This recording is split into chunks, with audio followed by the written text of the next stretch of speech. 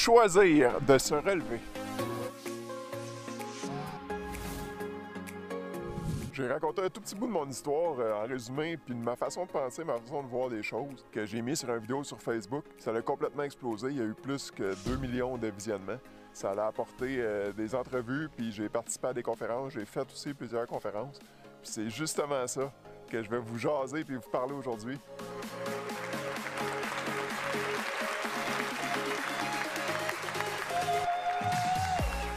Ma vie avant, c'était tout le temps bouger, les sports extrêmes, l'adrénaline, les sensations fortes. Pourquoi? Surtout, comment je fais? Depuis bientôt presque 18 ans, j'ai quand même à tous les matins le sourire d'en face puis le goût de foncer. Je partage comment que moi je fais, comment je vois les choses pour réussir à en venir à ça. Avec des actions concrètes, la façon de voir les choses, ce que tu décides, parce que tout est un choix. C'est pas le plus fort, c'est pas le plus rapide qui gagne, c'est tout le temps celui qui lâche jamais. Puis j'explique comment que moi je fais pour jamais lâcher. Je vous garantis qu'à la fin, vous verrez pas les problèmes du quotidien du même œil. J'aime bien ça virer le sujet un peu du côté humoristique. C'est pour alléger l'atmosphère et qu'on ait du fun ensemble. C'est une conférence très concrète, très positive, mais bien directe. Puis je le crois vraiment que ça peut être une prise de conscience pour avoir le goût de foncer dans l'avenir sans jamais lâcher. Pour des résultats réels, puis c'est pas le prix qui compte. Sa victoire.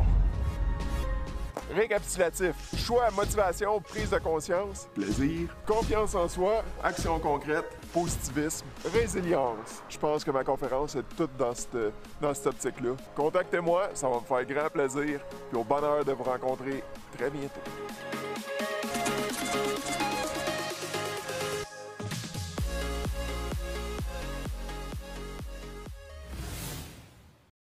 Il y a un petit bout de temps, un de mes chums d'enfance, qui est prof d'éducation physique au cégep, me dit « Tu devrais faire une vidéo sur ton histoire, j'aimerais ça le présenter à mes étudiants. Je suis sûr que ça les motiverait, puis ça les encouragerait à bouger, puis de profiter de la chance qu'ils ont d'être en parfaite santé. » Ça m'a pris un petit bout pour me brancher, mais bon, voici la petite vidéo sur l'histoire de mes deux vies, avant et après le fauteuil roulant.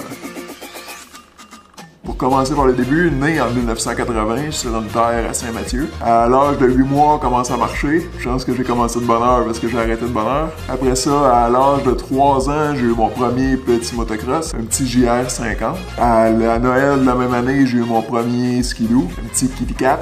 J'ai commencé aussi aux alentours de 3-4 ans à faire du ski alpin. Quand j'ai eu 6 ans, on a déménagé à la Gardeur. C'est là que j'ai commencé à jouer dans une ligue au hockey puis au baseball. À l'âge de 8 ans, j'ai commencé dans le Vieux-Montréal à l'École nationale de cirque. Je suis allé de 8 ans à 12 ans, 3 soirs par semaine, 2h30 par soir. Pauvres parents pour le transport et le voyagement. Durant tout ce temps-là, j'ai quand même continué le motocross tout le temps, tout l'été, le ski alpin l'hiver, le hockey puis le baseball. Quand j'ai eu 12 ans, on a déménagé à l'Épiphanie. Là, c'est sûr que c'était trop loin voyager dans le Vieux-Montréal pour aller au cirque. Et à la place, j'ai remplacé ça, j'ai acheté un cheval. Fait que j'ai un cheval de 12 ans à 15 ans. Quand j'ai eu 12 ans, j'ai commencé les cours de guitare. C'est sûr, j'ai joué de la guitare jusqu'à 20 ans. Après ça, quand j'avais 15 ans, j'ai commencé à travailler à Raffinerie Shell. Très payant, j'ai été super chanceux encore là sur les jobs d'été. Après ça, la fin du secondaire, j'ai commencé au cégep en génie civil à Joliette. Ça fait 3 ans en même temps que je travaillais comme étudiant à Raffinerie Shell, puis aussi comme garde de sécurité. Fait que là, j'ai 20 ans, tout roule à fond la caisse. Je travaille dans mon domaine en génie civil pour NCL Envirotech. Je mesure 6 pieds 5, pèse 235 livres, je m'entraîne, super en forme. Indépendant sur toutes les sphères de ma vie, j'ai une BMW 325 IS de payé dans le cours, 2 bikes de payé dans le garage, un bon coussin à la banque. En forme au fond, je fais du motocross en été, du ski et du snow en hiver, hyper sportif. On est rendu dimanche 22 juillet 2001, on va faire une journée de motocross, on a du fun au fond, il fait beau, il fait chaud. La journée finie, je me retourne serrer le bike dans le pick-up tranquillement, puis là... Un accident impliquant un VTT. Je me fais ramasser dans le dos. Là, je perds connaissance, pas longtemps, 1 minute, maximum peut-être 2. Quand que je me réveille, la coucher, il n'y a plus absolument plus rien qui bouge. Ni les bras, ni les jambes. J'ai la face avec le casque dans le sable, j'ai même la difficulté à respirer. Puis ça me prend pas un dessin, là. Je comprends très bien ce qui est après arriver, là. Il n'y a plus rien qui bouge. Je sais très bien que je suis paralysé et que ça augure vraiment pas bien. On me transfère à la Gardeur, après ça tout de suite d'urgence à Sacré-Cœur.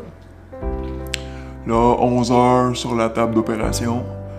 Après verdict, 4 vertèbres dans la colonne de fracturé, C4, C5 et D5, D6.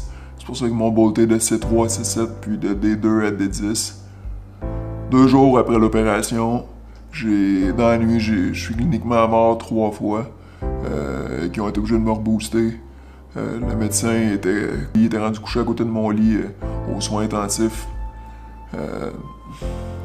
Là, je passe de 100% autonome, que je mesure 6 pieds 5, je pèse 235 livres, hyper en forme, autonome dans toutes les sphères de ma vie, absolument toutes les sphères.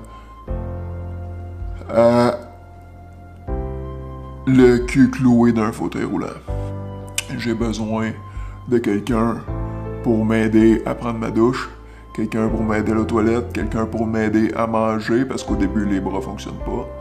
Quelqu'un pour m'aider à m'habiller, à me déshabiller, à m'asseoir dans mon fauteuil, à me recoucher dans mon lit, sans compter les douleurs assez extrêmes, merci. Là. C'est que j'ai toujours été chanceux côté argent, que j'étais habitué de faire des super bons salaires. Là, je me retrouve en fauteuil roulant avec 550$ par mois des rentes du Québec. Là, honnêtement, j'ai un choix à faire. Là. Soit que je déprime, pas pourquoi moi, qui aimais le sport, qui aimait l'adrénaline au fond, qui était pas capable de rester assis 2 minutes. Moi, c'est pas mon fort, écouter des films, puis jouer aux jeux vidéo, puis moi, c'est l'adrénaline. Je suis extrêmement bien entouré, des super bons chums, une famille proche, très soudée, une conjointe, puis surtout, des parents juste fucking extraordinaires, là, qui sont prêts à faire puis qui vont faire des sacrifices juste titanesques pour moi ou à cause de moi, là, ça dépend comment qu'on voit les choses. Fait que c'est soit que je fais juste me plaindre pis pas pis... Ou ben non, les cartes sont rendues ça pour jouer. Tu fermes ta gueule, tu fonces. Juste même par respect pour le monde qui sont là pis qui font tout pour moi. Fait que c'est ça que j'ai décidé de faire, j'ai décidé de foncer. Fait que je m'accroche un sourire d'en face. Je suis prête pour les milliers de défis qui vont suivre dans les jours, les semaines, les mois, les années à venir. Fait que je fais ce que je peux, je fais de mon mieux pis c'est parti. Donc là, maintenant, l'état physique, c'est que les doigts fonctionnent pas, les poignets fonctionnent un petit peu dans ce sens-là, fonctionnent pas dans l'autre sens comme ça.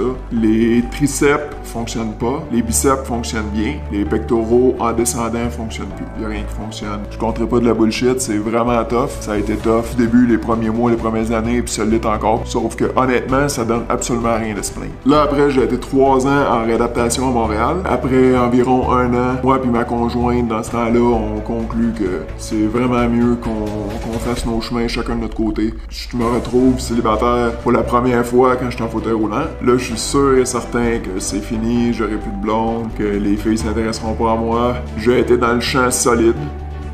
Ça a même commencé avec l'entraîneur au gym en réadaptation à Lucie Bruno. Je l'ai rencontré là, ça a cliqué, puis on a passé 4 belles années ensemble, on est encore très bons amis. Après ça, je considère que j'ai été chanceux, j'ai toujours eu des super de bonnes personnes, des bonnes filles dans ma vie, des super belles filles, incluant, c'est sûr et certain, ma conjointe que j'ai en ce moment, que je suis avec depuis 3 ans et demi, qui est superbe. Mais pour en revenir à nos moutons du début, là, c'est sûr que tout est une épreuve. Tout est terriblement plus difficile, mais la vie, c'est ça. C'est tout. Fait qu'après ça, je reviens chez nous à l'Épiphanie. Là, c'est sûr que je me vois pas dans une minivan, je veux un pick-up. Ça existe pas en 2005-2006. Pas grave, j'achète un F350 Crew Cab avec un 7.3 diesel Power Stroke, puis avec mes chums capot, ouais, on coupe le truck, puis on s'arrange pour que ça marche. Tout est plus compliqué, c'est pas grave, c'est ça, puis c'est tout. Fait que on continue, ça a marché. D'ailleurs, j'aurais dû breveter ça parce qu'en 2006, ça existait pas du tout. Puis à cette heure, les pick-up qu'ils font en 2018, ben c'est exactement copie conforme à ce qu'on a fait en 2005-2006. Après ça, je veux un tracteur de ferme vu qu'on est sur une ferme. Achète un tracteur, adapte le tracteur, un petit cylindre hydraulique pour peser sa clutch, un petit cylindre hydraulique pour peser sur le break, un petit joystick pour le steering. Après ça, je voulais une Mustang comme dans le temps. J'achète une Mustang décapotable, on adapte ça, on pose un winch sur le toit du garage avec une track pour le lève-personne pour me déposer dedans. Fait de la Mustang en masse. Après ça, j'ai toujours voulu faire le road trip partout à travers les États-Unis. Mes parents étaient encore en santé, ma préposée qui est avec moi depuis 10-11 ans, qui est extraordinaire, qui est une perle. Elle me dit, ben ouais, je suis partante, du aller avec vous autres. Ouais, parfait.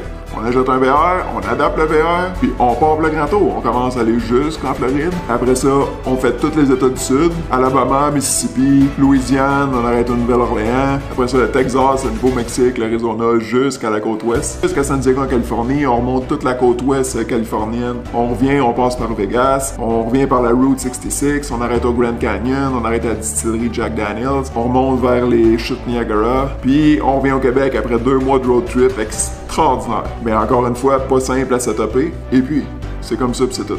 Durant toutes ces années-là aussi, j'ai eu une compagnie d'isolation à Lorettane avec mon frère, une compagnie de 12 roues de transport en vrac où ce qu'on a exploité mon père un peu comme chauffeur. Là, depuis 2 ans, je me concentre sur ma compagnie Showtime Multimédia de production vidéo.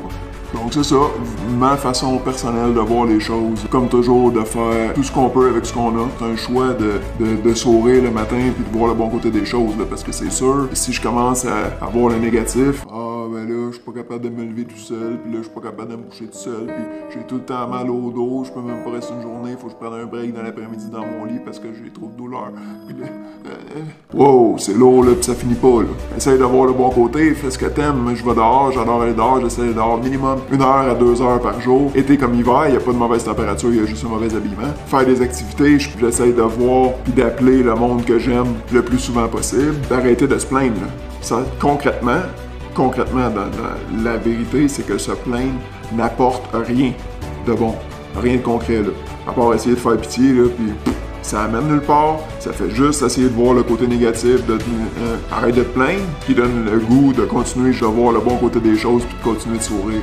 Moi, je me rends compte de la chance que j'ai de ne pas avoir été une vertèbre plus haut, à être carrément même les bras paralysés. Fait que j'espère que toi aussi tu te rends compte de la chance que t'as, puis que t'en profites pour faire des activités, puis de profiter de la vie, puis surtout d'être heureux puis de sourire. Puis je continue de sourire, je peux m'amuser, je peux sortir dehors, je peux baiser, je peux conduire, je peux aller où est-ce que je veux. Fait que je pense que sincèrement, c'est une sacrée bonne raison de sourire, là. Donc voilà, c'était l'histoire de mes 2 vies avant et après. Je te souhaite une belle journée ou une belle soirée.